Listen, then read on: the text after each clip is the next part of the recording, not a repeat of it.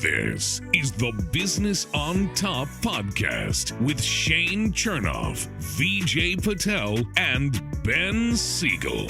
You wake up in the morning, you say, I put on my big boy pants. Look, I'm wearing a belt. I got big boy pants on. And I was like, oh, damn, like, I didn't get a picture for the gram. Woody Williams was career 132 and 116 and was an all-star in 2003 for the Cardinals. Nice. Who came up with that band name? Chumbawamba. I don't know. It's like Oompa Loompa, but Chumbawamba.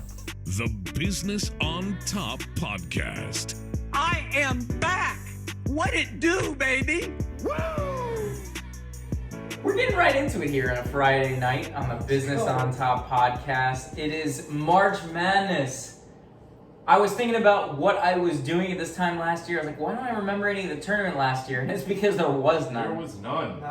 And I'm still salty about it because last year was FSU's best basketball year ever in school history, and they had a good shot at making the Final Four, maybe winning a national championship.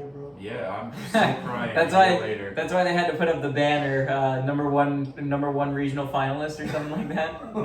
Number one seed. Hang it up if you got it, I guess. It is unfortunate because if UF was in the same position, we would have been like the same. We did it for baseball. I have complained that UF team was so good. They were 16-1 at the time that COVID started. Yeah. Well, the one was to Florida State. They're not nearly as good of a team this year as they are last year, which kind of defies all logic because you think that they retained everybody. They didn't lose anybody to the majors. But whatever. We've already seen some stunning upsets today. Oral Roberts. That's funny. Yep. Yeah. Bracket Buster, number one. What was it? The second game of the day? Or was it the first? You said bust in the same sentence as Oral Roberts. We're talking about March Madness here. I know he's not touching that one, but a 15 over a 2, I feel like it happens more frequently. I feel like over the years we started to see more upsets, like a 16 over a 1. Do you remember when that happened when UMBC beat Virginia? Mm-hmm. That was one of those games where you thought that maybe the 16 would play the 1 close, and you always just think that the 1 is going to run away with it at the end, and it just never happened in that game. But now we're seeing lower seeded teams, the 14s, the 15s, sort of stun other teams. You say that, and then if you go and do a bracket, you can't pick those teams because you know an upset's going to happen. Whoever would know how to pick that. Your head tells you go with the safer option, which is picking the higher seeded team. And that's why no one's ever had a perfect bracket, because you can't predict who's going to get upset, and it's tough. You take it one game at a time, and any team can beat anyone once they're in the tournament. So, do you have memories of March Madnesses from years past and things that you did in college and high school? I mean, there are different times in my life when I remember games from March Madness and tournaments from March Madness. One of them was Carmelo Anthony when he was a freshman at Syracuse, leading them to a national championship. Obviously, being from Long Island, I'm sure you have fond memories of that. Yeah, I mean, Emeka Okafor was on that team too, or was that North Carolina? He was UConn. Ah, okay. Yeah. I mean, I was a pretty big Hughes fan before I went to Florida State, so Melo's obviously like a god to me. That was a crazy year. I know you guys had some UF memories that... That's interesting though, because neither of us were at the school yet. How did you process that? Because I was a Miami Hurricanes fan growing up in South Florida until the day that I got into UF. I don't know if that's the first time that I'm revealing that on the air. I think we might have some breaking news. I think we need some breaking news imaging for this. Wait, how am I processing what? Well, how did you process the back-to-back national championships? Did you care? Did you hate? Did you hate UF? Did you love them? No, because I wasn't a college basketball fan until after I got to UF.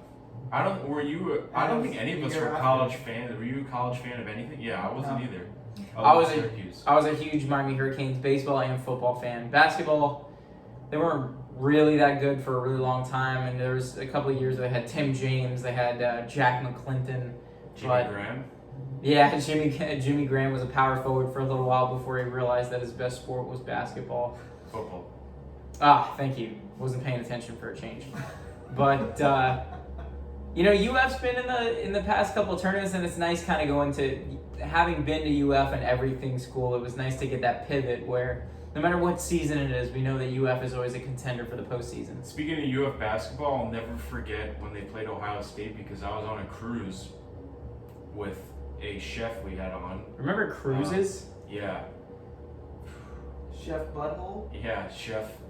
And we were on a cruise and they had the game on like the big screen. Like we were out at sea actually that night, so we had nothing to do, and we weren't old enough to like drink or go to the casino, so we watched the game, and I'll never forget, it was Ohio State UF, and it was out in the middle of an ocean during that game. Those years really were amazing. Like, how did we have fun at bar mitzvahs without booze? Shirley Temples. That's what they got every time I went to a bar mitzvah. You got drunk off Shirley Temples. Yeah, those sugar high. Totally the placebo effect. I mean, have you had a Shirley Temple outside of a bar mitzvah? Have you ever ordered a Shirley? I haven't. One time. I mean, but it was again. I went to a bar. I went to a bar for New Year's and I wasn't 21. It's not like I'm going out now as a 29-year-old and like go up to the bar. Hey, can you make me a Shirley Temple? Although should we? I want to Instagram live that. We should all go to a bar and order Shirley Temple and like watch the reaction. Okay. Okay. All right. El Camino. Let's do it now. Inching ever closer to tequila mania as you described it off air. Yep. God, I really am looking forward to that. Memorable moments in college of like basketball or anything like that. We have bad. I feel like you and I have bad ones being roommates at UF and remembering all the times that we almost went to the Final Four. Because we got there in 2010 after when we had the back-to-back basketball championships. To the Final Four? No. Yeah. So we got to the Elite Eight. Yeah. We got the Elite Eight 4 out of 4 years. Every single year that VJ and I were in undergrad, they made it to the Elite Eight.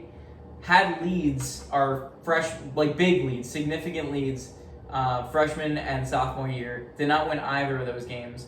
One year I was working at UF baseball. The other year I was working at Auntie Anne's, so I didn't get to.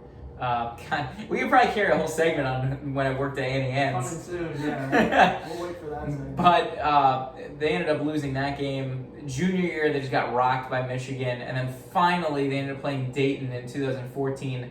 Got to the Final Four and ended up losing the 7 seed UConn, and that was the year we were the #1 national seed. So there's a lot of like pain and disappointment, but at the same time, like 4 Elite Eights is pretty cool.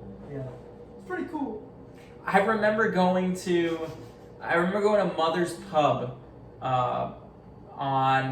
that was back when FGCU, this was I believe our junior year. That's when they were good. In the Sweet 16 when FGCU was Dunk City. Dunk City, yeah. And we dunked Dunk City all the way back to Fort Myers or wherever the hell they're from. And then just got totally destroyed by Michigan in the next round. Have you guys filled out a bracket? I haven't yet. Yeah. I probably should. I don't really follow college basketball. I mean, it's been tough following sports like, obviously last year, and then even this year, I've been kind of hesitant outside of baseball because I just get that weird feeling that something's going to get canceled. And I don't want to put my heart into like following and keeping up and then... Well, that's the thing. I changed my pick because I thought Virginia was going to go to the Final Four, and then I realized that they had a COVID case in the ACC. So I then predicted them not to go far based on the fact that COVID might keep them out.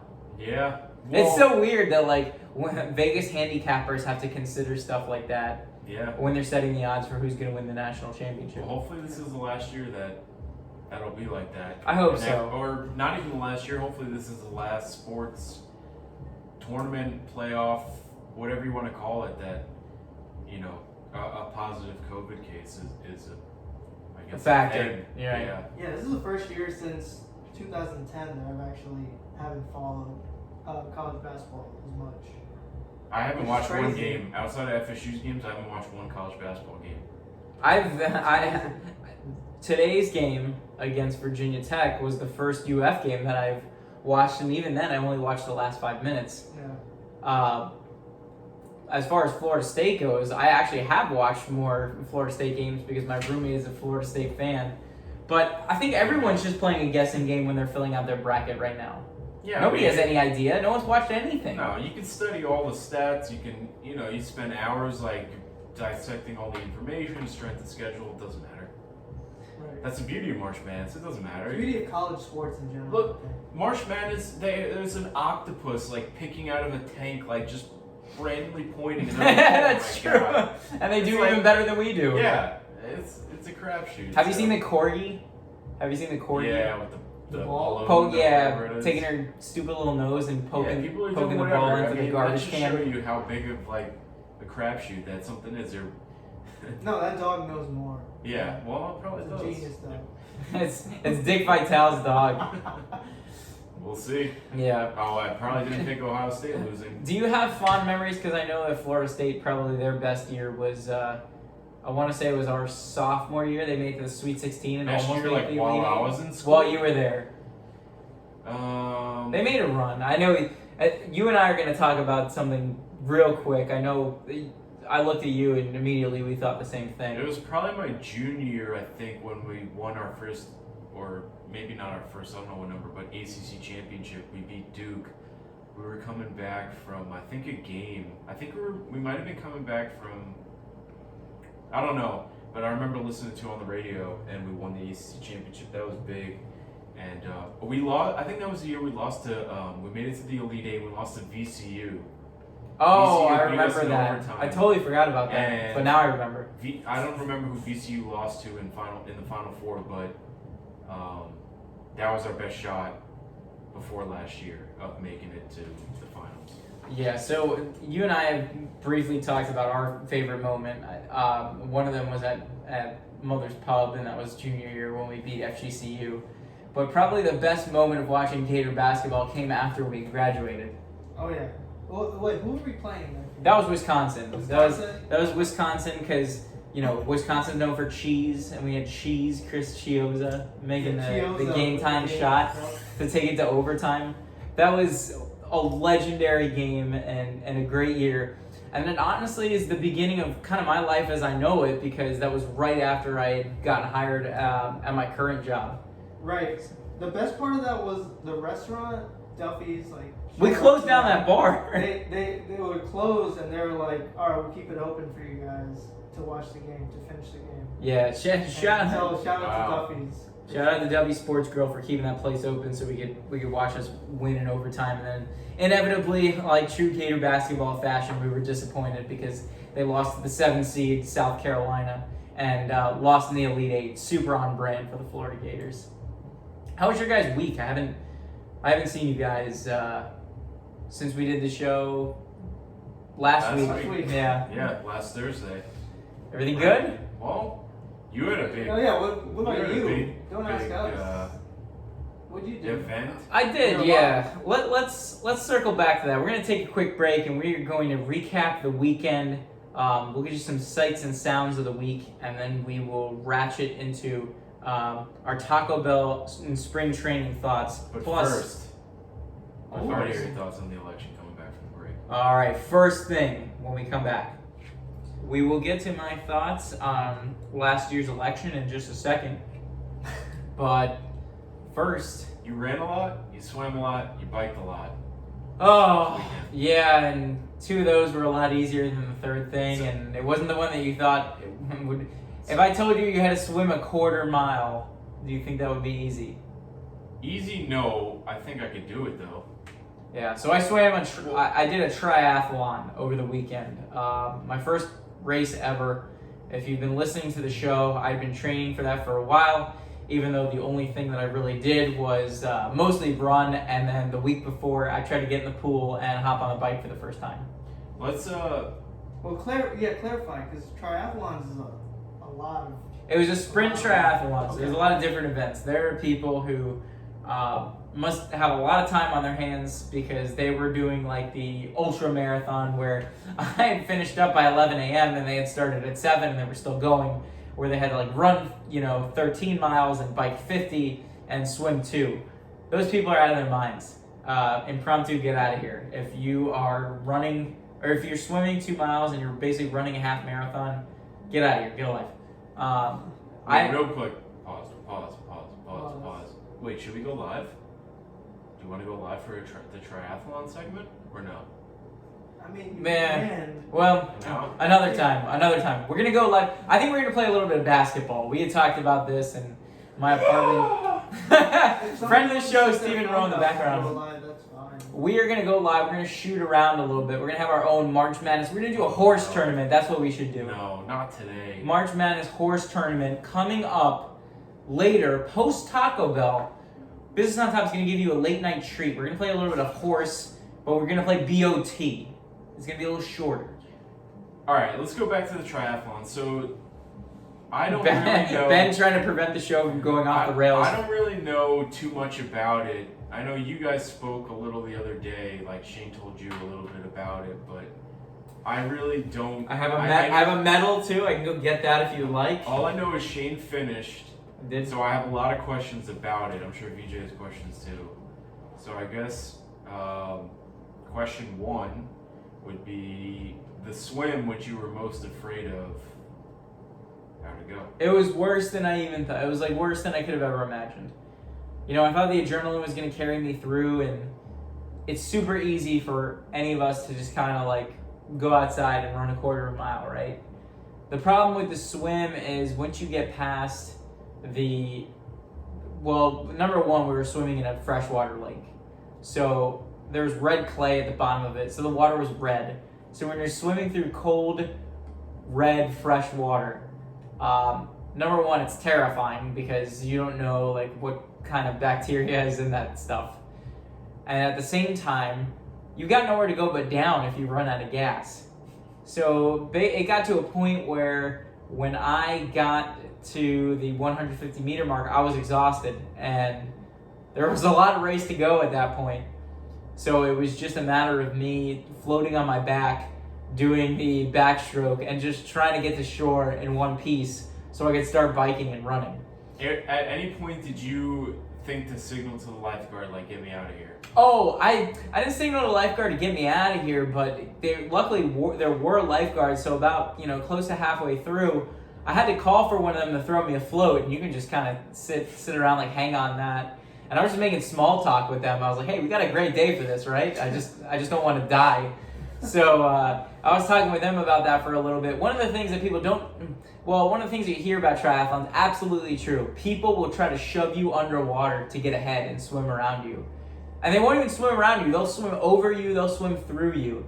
I can't tell you, I probably had at least 4 or 5 arms reach down, grab my shoulder, and try to push me underwater to get ahead in the middle of basically everybody starting their race. So if anybody was considering doing a sprint triathlon for the swimming part, just hang back, wait for everybody to go ahead of you, and Or get ready to fight. Or get ready to fight. I mean, like, Water. if you got strong lungs, like, more power to you. But I don't know. I enjoy living, so. Fair enough. The bike was nice though because I was in Clearmont, which is like at 30 miles outside of Orlando, and the weather wasn't too bad in the morning. It was like all 60. It was high 60s. So by the time that I got out of the water, I hopped on the bike, and it was like a nice leisurely ride. It wasn't too bad at all. And then the run started to it warmed up quick. So by the time that I finished the run, it was probably about 83 degrees, and I got weird triathlon tans, which. Ben, if you want to post it on the video, I can send you a photo of my weird triathlon tans. As long as I don't have to censor anything out. No, everything's good. That's it. Save that for BOT after dark. But Our calendar. you can see. I don't know. Hang on. Can you see it now? Can you? It's super faint. Can you see my number on my triathlon tan? Wow. That's what happens when you don't get out much. And What do? They stick you a tattoo on you? Yeah, All right, so- you don't have to flex. I'm not doing that. Weird flex, but okay. I'm already. Excited. No.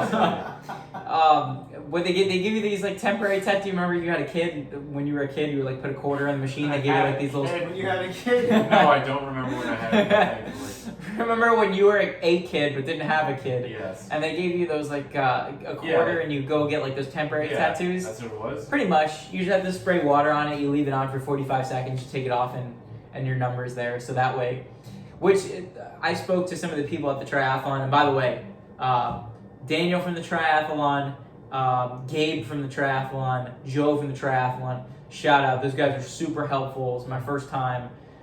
Those guys had been on a couple, and they were happy to talk to me and kind of give me some tips. They even gave me some energy chews. The triathlon community, super cool. You wouldn't think that, but everybody was really chill. Nice. Did you know that they have a college triathlon kind of league? The Gators triathlon team had their tent set up right next to our bike rack area. No. It's interesting, for sure. Everyone does a sprint, though, right? It's not like a full triathlon. I think some of them do the intermediate. Okay.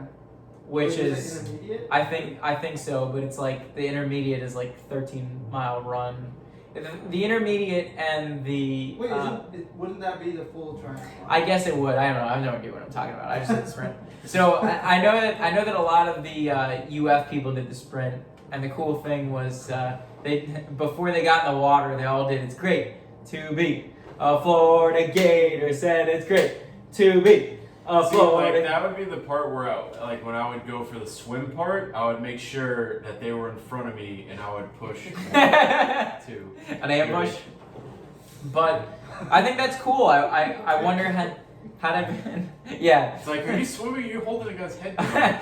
I just imagine Ben just grabbing somebody by the triathlon suit, pulling them out of the water. Hey, it's Mario Kart in the water. And then just tomahawk chopping them in the face. Repeatedly. So are you guys doing the next one with me? I'm down. No.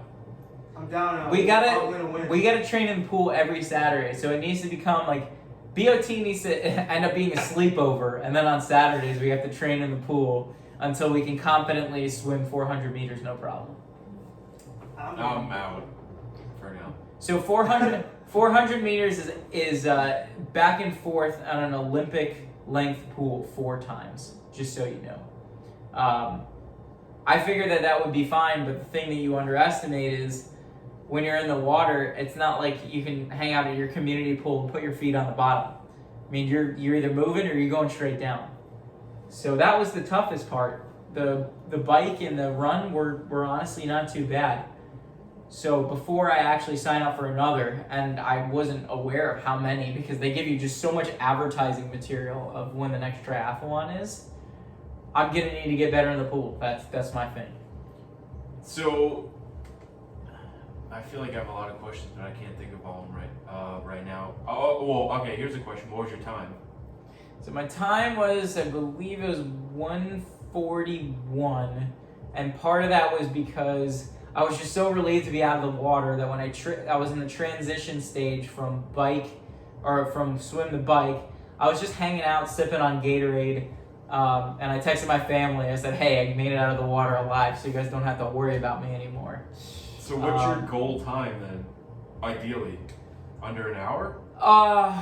That would be amazing. I don't think I could do it, only because usually when I run when I run the 5K, the run part, that would usually take me 26 or 27 minutes, and then 8 miles on the bike would probably take, I think my goal time would be to finish under 110. Under 110 would be ideal. And you gotta remember the transitions. It's interesting, how quickly you see people ride down the hill in their bikes and will literally sprint, throw their bike back in the pen. And there are people that take this very seriously who change from biking shoes into running shoes. I had my running shoes and I was just riding my bike with my running shoes, and I felt very underprepared. Also, some people tell me that there are $10,000 bikes that were in the stables. I didn't even know that there were bicycles that cost any more than five digits for a bicycle? It's a piece of aluminum. I'm looking at it right over there. I don't know about that. It's like you finish, you just fly through the swim real quick and you try to run over. Take somebody else's bike? You're like a $10,000 bike, you haul ass, and instead of getting off for the run, you just drive off with it. Perfect. Yeah, so I just got a great idea. I'm going to go sign up for a triathlon and steal some bikes. We're going to get back to you with some spring training thoughts and set up the BOT March Madness event coming up next. We don't endorse stealing. I decided that I wanted to do a sportsy show today. One of the things that happened over the weekend that I thought was incredible. I mean, did you guys see this? There was technically the longest at bat in MLB history. Oh, that I saw was it. amazing. Have you seen the breakdown of it that was on YouTube? I haven't seen Because breakdown. the circumstances are kind of incredible. Because I think the guy's name was it Jordan Hicks? It was his first It was his first. inning or batter. It was his back. first work back since 2019 because he opted out of 2020, and I believe he had Tommy John in 2019, Mhm. and they were supposed to let him go an inning, and because Luis Guillorme of the Mets worked a 22 pitch at bat after going down 0-2 in the count. Yeah. Think about that. You're protecting the plate for basically 20 pitches after going down 0-2. Mhm. That is insane, and to draw a walk from that, it's incredible. Does that at bat get as much? I don't want to say credit, but as much publicity if he gets out? I think so. think so because even if he strikes out in the third pitch, that's still the longest at bat that we've ever seen. Because nobody was really talking about the walk. Yeah, a lot that's of people true. were just talking about the amount of. The guys in the dugout were super excited about the they're walk crazy. if you've seen it because I think everyone was sitting in the dugout. I think by pitch 14, you had guys that were starting to come out on the front step. Yeah. So for those not familiar with the way that baseball works, it is 3 strikes and you're out, but you can keep fouling pitches off into perpetuity.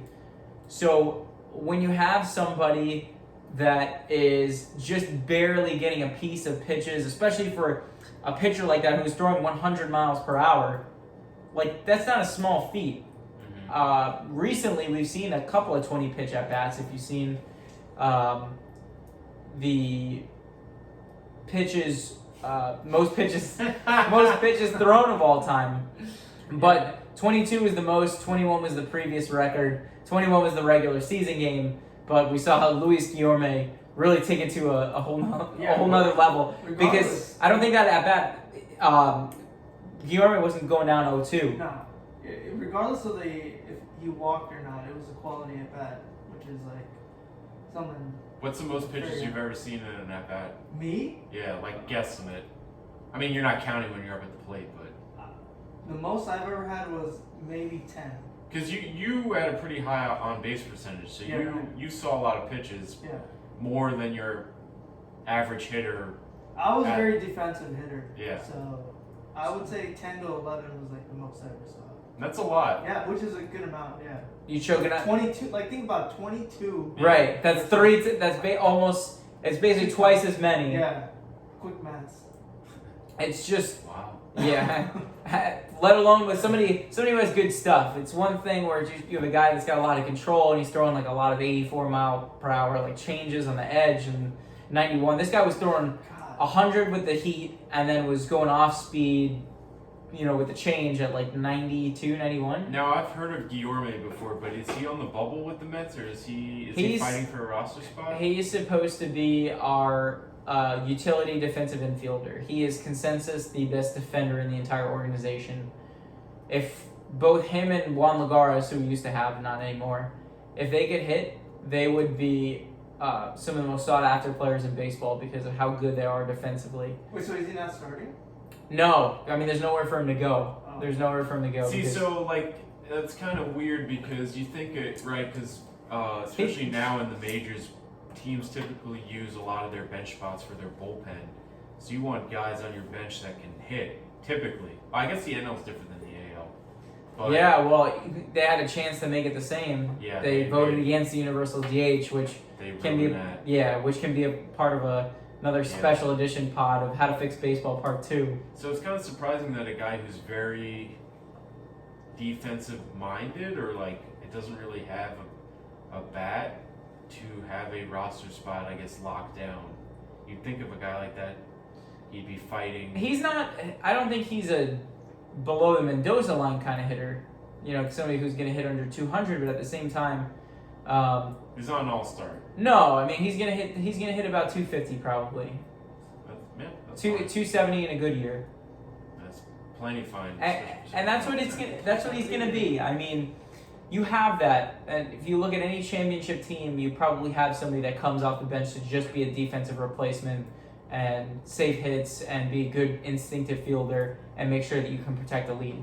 He's the perfect defensive player for that because the bats are there, right? At least for the Mets, you got Alonso, you got McCann, who's I think hit 280 last year and had a couple home runs at catcher. McNeil, Lindor, and J.D. Davis at third. So the pieces are in place. Although now I'm starting to see the injuries. Cookie Carrasco's already out 6 to 8 weeks with a hamstring strain. So typical Mets. All right, well, we're in the same boat. Like we worry about injuries all year too. we might as well get it out of the way now. Let's do the MLB. Should we do MLB predictions? Season predictions? Oh god. Just You know real what? quick, Let's do it. not a full prediction, but like World Series matchup Let- or a team you think is like your pick. That's not the team you root for. You know, I do want to do this. I want to go That's through. too easy. I want to go through six. We'll go through 6 divisions. We'll start with the NL, and I'll start. I think the Braves are going to win the division again. Until I see that there is another team that can top them. I know Juan Soto is good for the Nationals. I know the Marlins made the playoffs last year. Until the Braves show that there is some kind of dent in the armor and they don't win the division, they're going to be my pick. As far as the Central Division, I think the Cardinals are going to come out strong. The Cardinals have a great lineup top to bottom, good management. Mike Schilt has done a very good job with that organization, and he's taken them pretty far. Dodgers are the defending champions. I've got them in the West. What about you guys for the NL? I agree with all your picks. I mean, the Central's always a toss-up. It's always. We know it won't be the Pirates. Yeah, the Pirates. The Brewers might surprise some people. I think I got the the Brewers. Mets in your division. Okay, I like I like that. Yeah, I do. I think there's something about the Reds. I don't know. The Reds seem like a team that might get hot in the second half. I don't know if they will. I mean, the Cardinals and the Cubs are both usually at the top. But Jesse Winker. yeah, maybe MVP candidate. Maybe we'll get. Frankie, get him on. Who knows? But I mean, I think the Reds can make a little run. Maybe they'll be turn into my Orioles. That's pick. your dark horse, yeah. Yeah. Reds. If you're a handicapper, pick the Reds to go 0-30. Do they still have Joey Votto? Yeah, he didn't go anywhere. All right, let's look it up. I want to say yes, but I know something happened with him this offseason. Did he retire? He might have retired. No, there's no. I feel like we would have known about Joey He's Votto. not that old. No, but I think Joey Votto's pretty old. Joey Votto's been playing for almost he said 15 it's like years mid now. to late 30s. 50 years old. Joey Votto is 400 years old. He's 37. Oh, that is Um, holy shit. And he is making $20 million this year and still playing first base for the Reds. There you go. Oh my god, 37. Jesus, how many emails you getting? It's Yeah, that's 9 true. o'clock at Man. night. His OnlyFans popping up. Yeah. Oh, his renewal for the month. I'm embarrassed. I swear to God, baby, this never happens. But yeah, I mean, I think we're all excited for baseball. I think this is gonna be the first sport where we're all hoping to attend an event again together. Oh, and when we do, trust me, you will see it first at Business on Top on the gram. We'll Yeah. do a And- live. Yeah, I was gonna say we might just grab the phone. We'll do just a voice memo and we'll hang out in the outfield and we'll give that to you on Spotify and Apple Podcasts, wherever you get your podcasts. You can listen to us on Business on Top. Let's wrap it up with the American League. I think the Yankees are going to be the team to beat in the AL East. I just think on paper that team is too good not to win the division. You know, it's usually between the Yankees and the Red Sox. The Red Sox in past years haven't been as good. I know that the Rays made a run last year, but they don't have Blake Snell anymore. By the way, in the West, let's not discount the Padres, even though that the Dodgers are probably the team to beat because the Padres are loaded. Anyway, circling back to the AL Central, gosh, that's a division that's wide open. I think it's either going to be White Sox. I think it's either going to be Cleveland or Minnesota, but the White Sox with Tony La Russa, 80 million-year-old Tony La Russa managing that team, they might get there. And in the AL West, I haven't really given it a lot of thought. You know, it probably won't be the Mariners. I think I'm going to go with Houston. I think Oakland's going to surprise a lot of people. Okay. They I think- always surprise I think- people in the beginning. Yeah, Oakland they have the bats that they need to contend and make a deep run in the playoffs. The only question with Oakland is whether the relief pitching is going to come through, I think. Yeah. Other than really the Padres, I feel like not I don't know. I can't really think of a team that really honestly in the East, the team not really the Rays I'm worried about, but the Blue Jays, because they signed Springer and they signed Marcus Semien, and their lineup's very loaded. So I think the Blue Jays, Sounds like we need to get to Canada this summer when they open the border, so get a little scouting report on the Jays.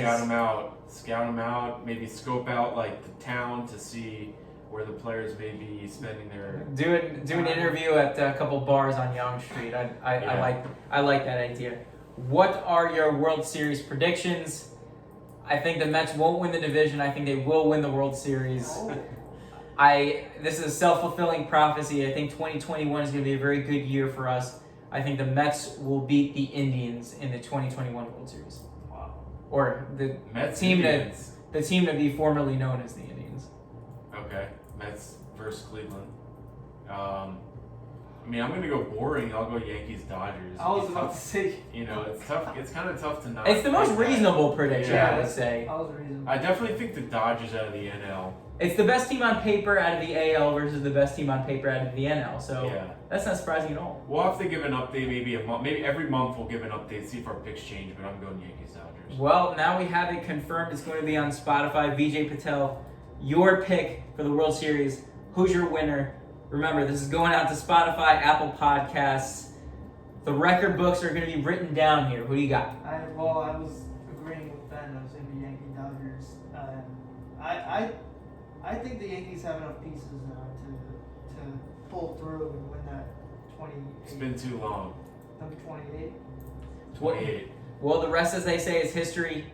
We're going to see what happens when this season comes. And the good thing is, we're not going to have to wait till July for a season. It's right around the corner. This was by far our most sportsy Business on Top, episode 26. For now, grab a beer, grab a hot dog, enjoy the great outdoors, look forward to some baseball, enjoy your weekend.